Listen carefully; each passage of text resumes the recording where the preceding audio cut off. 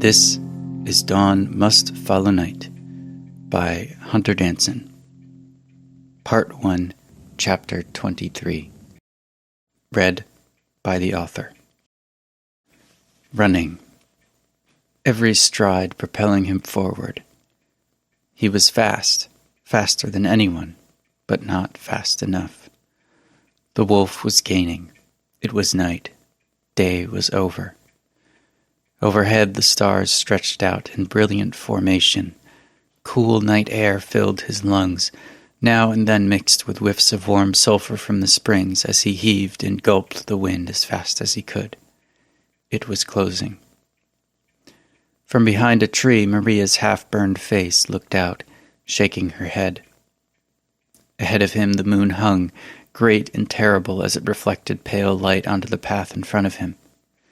He was sweating and sprinting, moving faster than he ever had when his leg was whole, but not fast enough. He felt hot breath on his back. His mind drew the image of the wolf behind him, tongue lolling and dripping with saliva as its mouth stretched into a fanged grin. Its skin rippling as powerful haunches propelled it forward faster than any man could run, carrying death in its jaws. One word he heard, carried on the wind, whispered by his lost friend. Flee! Yarik started in cold sweat. He heaved deep sighs, trying to calm himself. He rubbed his eyes with his right hand, closing them tight and trying to forget the feeling of the wolf's breath. I'm sorry, he said to the darkness.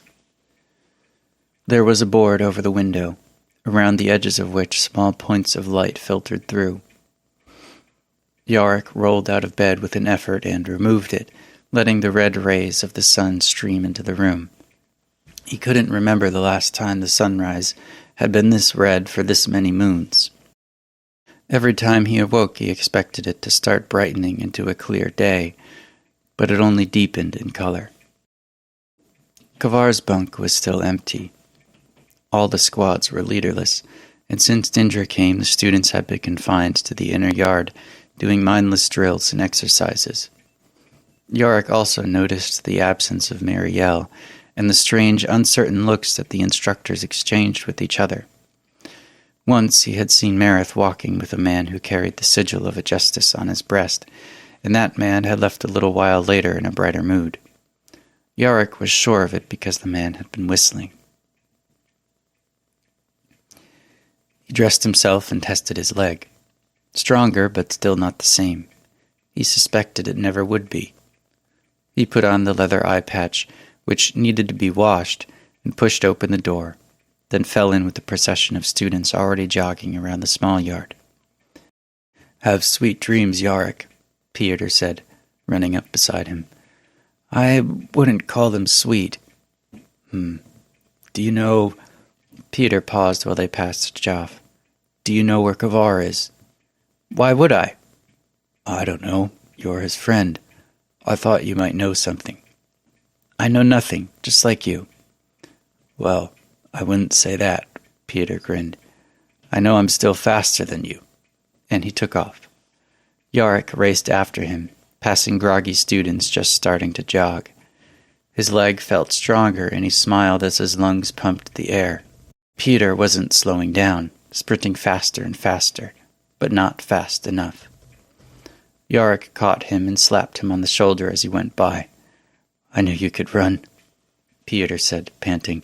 Ah, well, Yarik said, if you call what you were doing running. Hey! Peter lunged for Yarik, but was interrupted when Marith emerged from the watchtower with Albert in chains. Students, everyone snapped to attention. Now this prisoner will see justice for his treason against the blades of dawn. Everyone in the small yard froze. Conversations fell off. Jogging halted. All attention was now on Marith and the prisoner. The red sun heated Yarik's back. Suddenly his leg hurt and his bad eye burned. He began to sweat. Albert hung his head and walked in slow, shambling steps while Marith pushed him forward. Yarik clenched his hand in a fist as Albert passed. This was the man responsible for Maria's death. He stuck a foot out without thinking. Albert tripped and sprawled on the ground.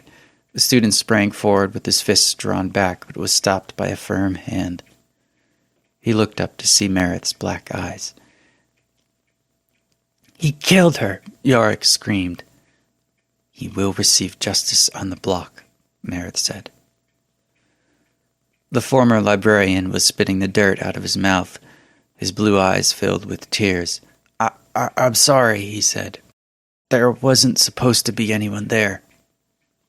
Yarik tried to wrench out of Meredith's grip in vain. The prelate held him in a vice. Yarik looked up, tears dampening his sight. Meredith's eyes reflected red under the sky. "He will receive justice," he said, then released his grip. Yarik watched him pick up Albert and continue into the courtyard. The students filtered out and formed a group around the large oaken chopping block. The justice entered shortly after, followed by Sir Dorf and a guard of 10 Dindrins. They held crossbows. Shields were strung across their backs, and long swords jumped at their hips with every step. Dorif rested a hand on his own sword. The hilt was embossed in gold, and a great red jewel shone out from the center of the pommel. Meredith stood behind Albert, who was on his knees before the chopping block. His head was bent, staring at the carved depression in the front half of the block where his head would rest after it was severed. The executioner smiled down on him.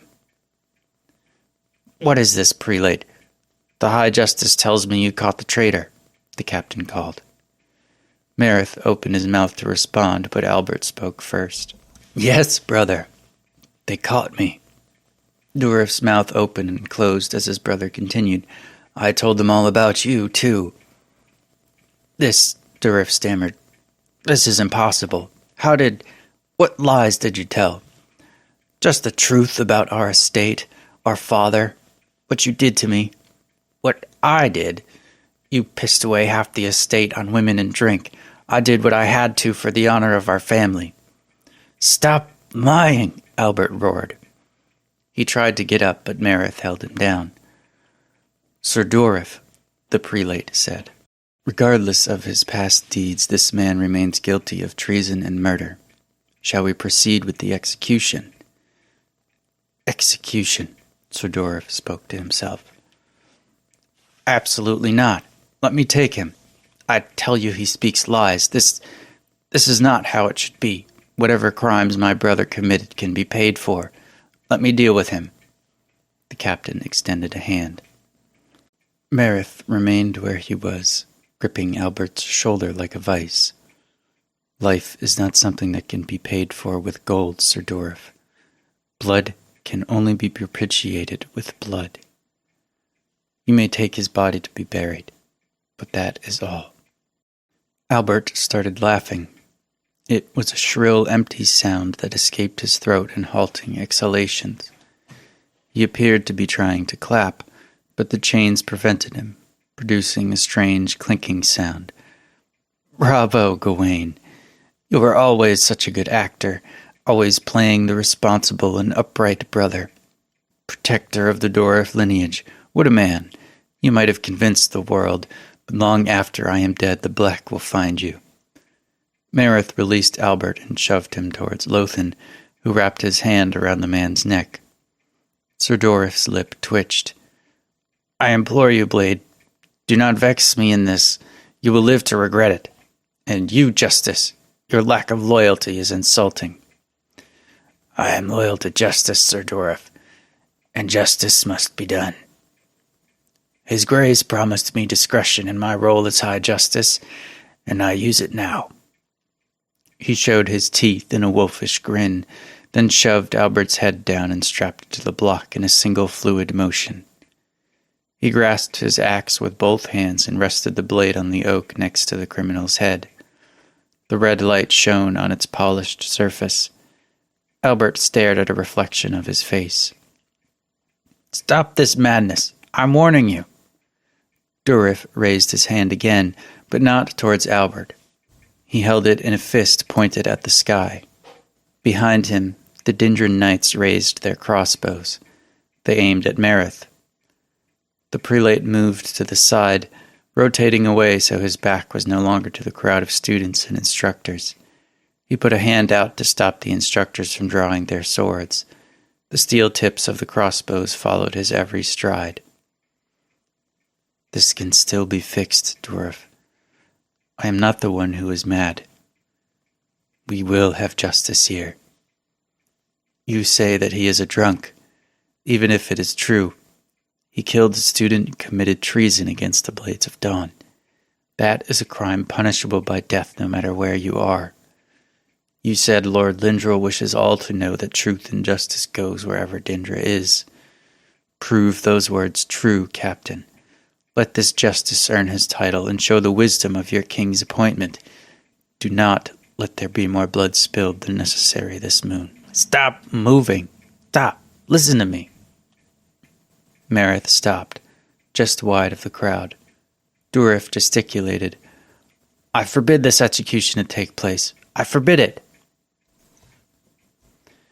"The only one who can stop this execution is the High Justice." Merith looked at the headsman. Durif followed suit with a red face and wide eyes. At first, the High Justice seemed not to hear. He stood with his hands on the handle of his axe. Then he smiled at Merith and looked down, still smiling, at the outstretched neck of the criminal before him. The courtyard was bathed in a deep red glow that was most intense in the center where the chopping block was. It seemed to Yarik they were standing in the bottom of a red-hot stove pot, and the flame was just beneath the ex-librarian and the executioner. He held his breath.